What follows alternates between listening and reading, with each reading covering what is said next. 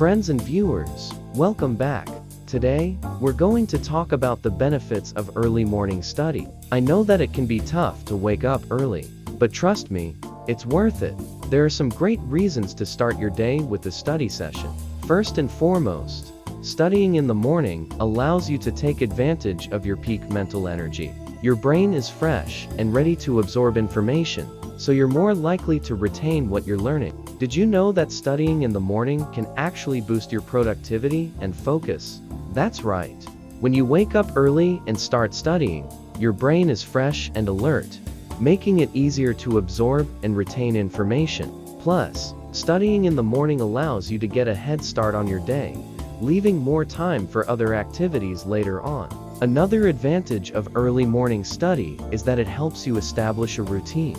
By waking up at the same time every day and sticking to a consistent study schedule, you'll find it easier to manage your time and stay on track.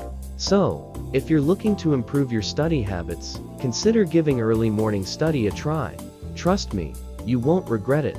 Thank you so much for tuning in today. If you found this video helpful, please give it a thumbs up, and don't forget to subscribe to our channel for more great content. Until next time, happy studying!